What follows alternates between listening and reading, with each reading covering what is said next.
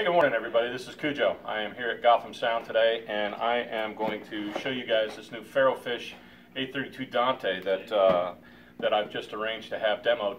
And the reason I'm doing this is because I want to go to a more digital workflow in my system, but I don't want to do it and spend $15,000 to do it.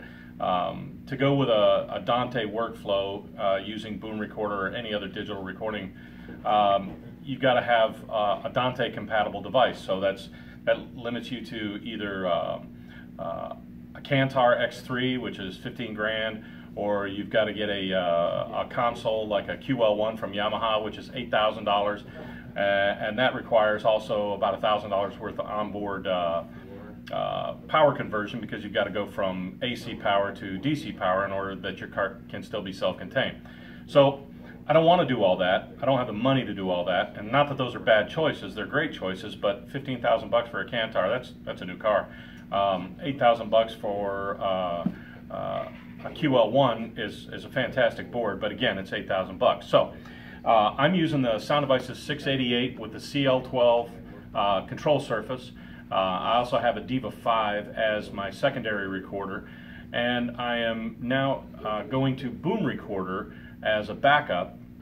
So in order to get all those analog signals through the devices and into Boom Recorder, I've got to have a Dante or USB type conversion. Looking at all the different models and pieces that are on the planet, there are several that are good. There are several that are affordable. The downside is every single one of them is AC powered. My goal is to be DC powered, and to also have all of the options that I can possibly get.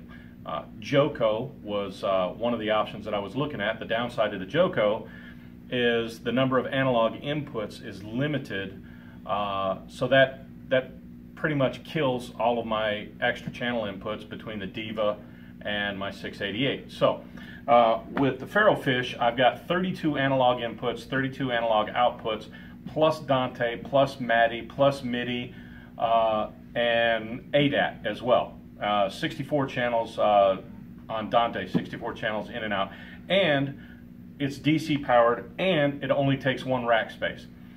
It's a little bit spendy at 3,500 bucks, but it answers all the things that I need to have answered for my cart in one shot. So let's open the box and see what we get when we get this thing.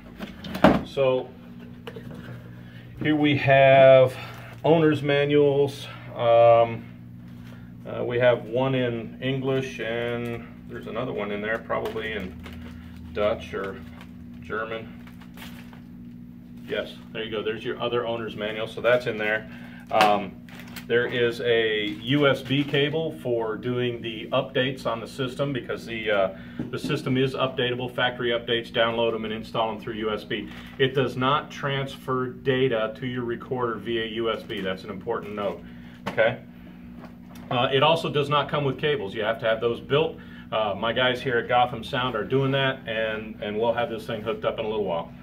It has a 120 volt AC power to DC 12 volt transformer and connector right in the box. So if you guys want to go with AC power, you can.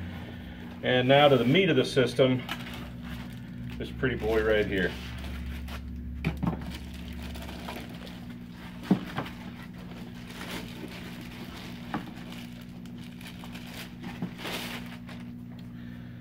So there's the front, nice sleek looking design. It has all your meter, bridge, and everything right there on the front. The control knobs and menu selection all right here on the front, easy to use. And let's look at the back, because this is where it all shakes down and happens. Here we have dual 12 volt DC power supplies, so you guys that want to have redundant power, there's your redundant power. Here is your primary and secondary network for your Dante interface. BNC and MADI right here. This is your word clock and MADI in and out. Here is the ADAT. ADAT in, out, 1 through 32 on ADAT right there. This is the USB connection for updating the system. MADI, transmit and receive. MIDI, transmit and receive in and out. And the part that really is what I'm interested in is these analog ins and outs. Because what I'm going to do for my system is I'm going to take all my analog outputs from my Electrosonics venues, take them into this device, and then I'm going to take them back out as analog into my 688, and then so that will give me all the control surfaces and recording capabilities that I need to have on my 688. And then I'm going to take the Dante output, run it over to Boom Recorder, so then I'll have my backup recording on Boom Recorder, and there you go. That's going to answer all my problems right there. So analog in and out. I checked the specs on this. Latency is advertised at somewhere around 0.2 milliseconds, which is like not even having anything there. Obviously the latency with the Dante is going to be similar. So I expect absolutely zero issues with this. And there you go. There's our in-depth look at the Ferrofish and taking it out of the box. So now let's walk over to the cart and we'll show you how it's going to plug into the cart. So here we are, just a quick run through on my cart. I have a 688 running into a CL12, and then when I need extra channels I have my Deva 5 right here that can give me up to a total of 20 inputs. Right now I've got 2 wideband low venues running channels 1 through 12, 13, 14, 15, 16 on the SRs, and then I have an antenna distro that takes care of all of that. And if I need more inputs I can certainly just add them in there.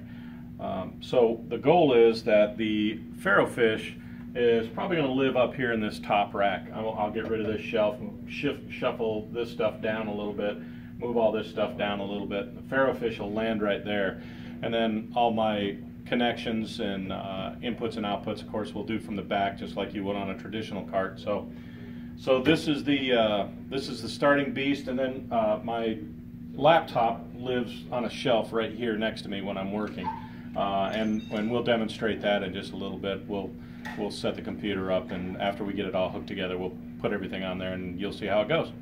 Okay, so we're going to work.